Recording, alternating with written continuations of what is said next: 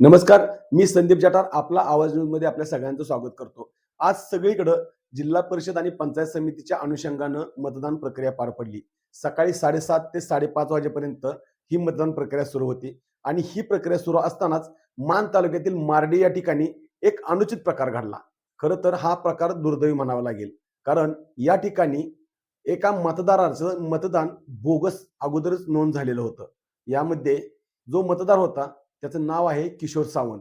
हे किशोर सावंत ज्यावेळेला 5:07 मतदान करायला मतदान केंद्रावरती आले, तेव्हा त्या ठिकाणी मतदान केंद्रावरच्या अधिकाऱ्यांनी तुमचं मतदान झाल्याचं स्पष्ट त्यांना सांगितलं।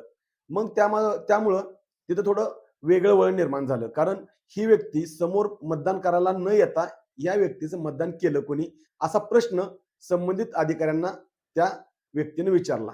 किशोर सावंत या व्यक्तीचं हे मतदान झालेलं होतं। खरं तर ही व्यक्ती मतदान प्रक्रियेला न येता हे मतदान झालं होतं। त्यामुळे खरं तर आश्चर्य व्यक्त करण्यात आलं आणि ज्या वेळेला संबंधित अधिकाऱ्यांनी विचारल्यानंतर त्या ठिकाणी संबंधित व्यक्तीचं मतदान झाल्याची नोंद, त्या ठिकाणच्या कागदपत्रावरती सही, आधार कार्ड क्रमांक हा सगळा आला कसा?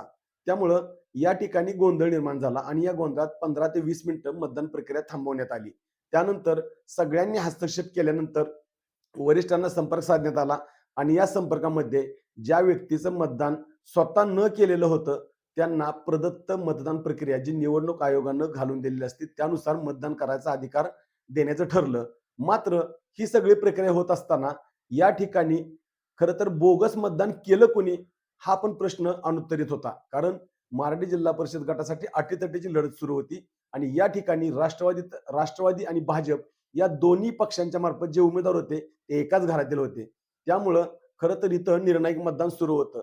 सध्या मार्डीमध्ये 3,407 मतदान झालेलं आहे। मात्र या 3,407 मध्ये किती बोगस मतदान झालं हा सुद्धा चर्चेचा विषय सुरू झाला, कारण स्वतः व्यक्ती न येता जर मतदान होत असेल तर उमेदवाराचे स्वयंसेवक आणि मतदान प्रक्रियेतील अधिकारी नक्की काय करत होते हा सुद्धा संशोधनाचा विषय आहे। त्यामुळं तहसीलदार असतील, निवडणूक निर्णय अधिकारी असतील, यांनी सगळ्यांनी या गोष्टीची शहानिशा करणं खरं तर गरजेचं आहे, कारण मार्डी येथे जर असा प्रकार उपस्थित झाला असेल तर तालुक्यातील अन्य बूथवर नक्की काय प्रकार झाला हे पाहणं देखील खरं महत्वाचं आहे।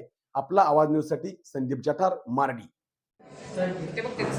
किशोर हनुमंत सावंत बघू।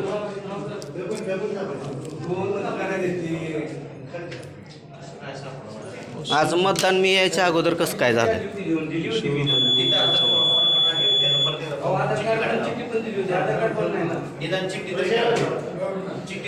बर, ह्या नंबरला बघितले का तुम्ही? नंबर सही करून गेलाय तुम्हाला। हां, आता एक सही कुठं आहे बघू? एक काम करा, हो त्यांचं हे घ्या, मतदान घ्या, सही काढा।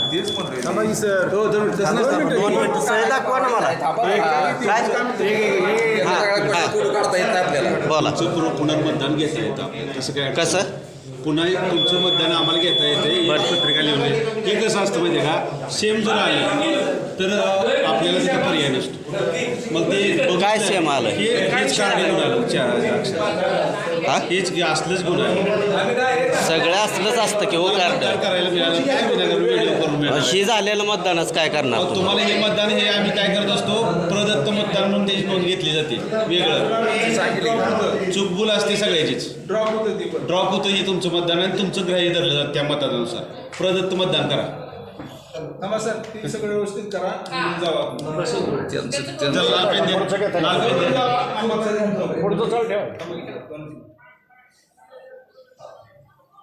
चला साहेब हे काय दुबार मतदान आहे माझं। आवाज न्यूज साठी संदीप जठार, गोंदवले।